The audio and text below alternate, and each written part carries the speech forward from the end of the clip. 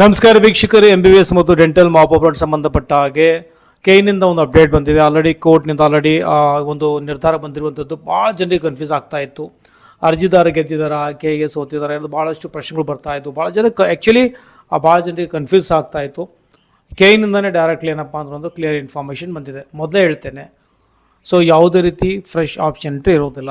ಅಂದರೆ round 1 round 2ನಲ್ಲಿ seat ಸಿಕ್ಕುವಂಥ ವಿದ್ಯಾರ್ಥಿಗಳಿಗೆ ಮತ್ತೊಂದು ಸಲ ಎಲ್ಲ ಕಾಲೇಜ್ ಹಾಕೋದಕ್ಕೆ ಬಿಡೋದಿಲ್ಲ. ಆಲ್ರೆಡಿ ನೀವೇನು ಹೊಸ ಕಾಲೇಜ್ಗಳಿಗೆ ಆಪ್ಷನ್ ಎಂಟ್ರಿ ಮಾಡಿದ್ರೆ ಅದನ್ನು ಮಾತ್ರ ನಿಮಗೆ ಕನ್ಸಿಡರ್ ಮಾಡಬೇಕಾಗುತ್ತೆ. ಯಾವುದೇ ಫ್ರೆಶ್ ಆಪ್ಷನ್ ಎಂಟ್ರಿ ಅಂತ ಇರೋದಿಲ್ಲ. ಮೊದಲು ಹೇಳ್ತಾ ಇದ್ದೀನಿ, ಓಕೆ, ಇರೋದಿಲ್ಲ. ಸೊ ಆಲ್ರೆಡಿ ಮೊದಲು ಏನಪ್ಪ ಅಂದರೆ ಒಂದು ತಾತ್ಕಾಲಿಕ ಬರುವಂಥದ್ದು ಅದನ್ನು ರದ್ದುಪಡಿಸಿದ್ದಾರೆ. ತಾತ್ಕಾಲಿಕ ಅದೇನು ಆ್ಯಕ್ಚುಲಿ ಪರ್ಮನೆಂಟ್ ಆಗಿರೋದಿಲ್ಲ. ಇನ್ನೊಂದು ಮಾಡಲೇಬೇಕಾಗಿದ್ದು. ಇನ್ನೊಂದು ಸಲ ರೀರನ್ ಮಾಡ್ತಾರೆ ಅಂತ ಅನ್ಕೊಳ್ಳಿ. ಪ್ರೆಸೆಂಟ್ಲಿ ರೀರನ್ ಮಾಡ್ತಾರೆ. ಇದನ್ನು ನೀವೇನಪ್ಪ ಅಂದರೆ ಪ್ರೊವಿಸಲ್ ಅಂತ ಅನ್ಕೋಬೋದು. ಇವತ್ತು ಬರುತ್ತೆ. ಏನಾದರೂ ಅಬ್ಜೆಕ್ಷನ್ ಇದ್ದರೆ ನೀವು ನಾಳೆವರೆಗೂ ಏನಪ್ಪ ಅಂದರೆ 7ನೇ ತಾರೀಕುವರೆಗೂ ನೀವು ಅಬ್ಜೆಕ್ಷನ್ ಹಾಕ್ಬೋದು, ಅಲ್ಲಿ ರೈಸ್ ಮಾಡ್ಬೋದು. ನಂತರ ಫೈನಲ್ 8ನೇ ತಾರೀಕು ಬರುತ್ತೆ ಫೈನಲ್ ಫಲಿತಾಂಶ. ನಿಮಗೆ 8ರಿಂದ 11ನೇ ತಾರೀಕುವರೆಗೂ ಫೀ ಪೇ ಮಾಡೋದು, 8ರಿಂದ 10ನೇ ತಾರೀಕುವರೆಗೂ ಫೀ ಪೇ ಮಾಡೋವರೆಗೂ ನಿಮಗೆ ಸಮಯಾವಕಾಶ ಬರುತ್ತೆ. ಮತ್ತು 11ನೇ ತಾರೀಕುವರೆಗೆ ಏನಪ್ಪ ಅಂತಂದರೆ ಕನ್ಫರ್ಮೇಷನ್ ಪೇಜ್ನ ಡೌನ್ಲೋಡ್ ಮಾಡ್ಕೊಳ್ಬೋದು. ಕಾಲೇಜಿಗೆ ಅಡ್ಮಿಷನ್ ತೆಗೆದುಕೊಳ್ಳೋದಕ್ಕಾಗಿ 11ನೇ ತಾರೀಕು ಡಿಸೆಂಬರ್ 11ವರೆಗೂ ಕೊನೆಯ ದಿನಕವಿದೆ. ಓಕೆ, ಸೊ ಅಲ್ಲಿ ಮೆನ್ಷನ್ ಮಾಡಿರೋ ಹಾಗೆ ಕನ್ಫ್ಯೂಸ್ ಮಾಡೋದು ಬೇಡ. ಸಿಂಪಲ್ ಹೇಳ್ತಾ ಇದ್ದೀನಿ. ಭಾಳ ಜನರಿಗೆ ಏನು ಬೇಕಂದ್ರೆ ರೀ ಆಪ್ಷನ್ ಎಂಟ್ರಿ ಇರಲ್ಲ. ಅವರೆಲ್ಲ ಪ್ರಾಸೆಸ್ ಮಾಡಿ ಬಿಡ್ತಾರೆ.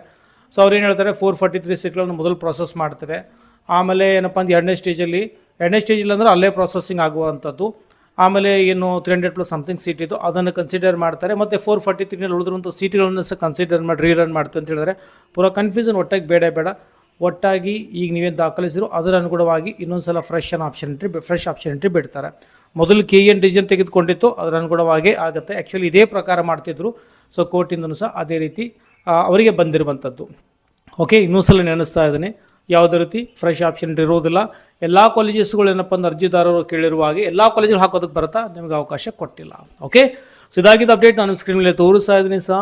ಸೊ ಅದೇನಪ್ಪ ಅಂದ್ರೆ ವೇಳಾಪಟ್ಟಿದೆ, ಅದರ ಅನುಗುಣವಾಗಿ ಎಲ್ಲರೂ ಫಾಲೋ ಮಾಡಿ. ಓಕೆ, ಸೊ ಮತ್ತೇನೇ ಸ್ಪೆಷಲ್ ಅಪ್ಡೇಟ್ ಬಂದರೂ ಸಹ ಹೇಳ್ತಾ ಹೋಗ್ತೀನಿ. ಮತ್ತು ಆಪ್ಷನ್ ಎಂಟ್ರಿ ಈ ಒಂದು ಆಯುಷ್ ಸಂಬಂಧಪಟ್ಟು ಸಹ ಬಿಟ್ಟಿರುವಂಥದ್ದು. ಸೊ ಆಯುಷ್ ಆಗಿರ್ಬೋದು, ಅಂದರೆ ಈ ಆಯುರ್ವೇದಿಕ್ ಆಗಿರ್ಬೋದು, ಮತ್ತು ಆಮೇಲೆ ಹೋಮಿಯೋಪತಿಗಾಗಲಿ ಬಿಟ್ಟಿದ್ದಾರೆ. ಯಾರು ಇಂಟ್ರೆಸ್ಟ್ ಅದೋ ಅದನ್ನು ಸಹ ಬೇಕಾದರೆ ಹಾಕೋಬೋದು. ಸ್ಪೆಷಲ್ ವೇಕೆನ್ಸಿ ಇರುವಂಥದ್ದು. ಓಕೆ, ಸೊ ವಿಡಿಯೋದಲ್ಲಿ ಇಷ್ಟೇ ಇರುತ್ತೆ. ಅಪ್ಡೇಟ್ ನೀಡ್ತಾ ಇರ್ತೇನೆ. ಮತ್ತು ಮುಂದೆ ವಿಡಿಯೋದಲ್ಲಿ ಚಲೋ ಟೇಕ್ ಕೇರ್, ಬಾಯ್.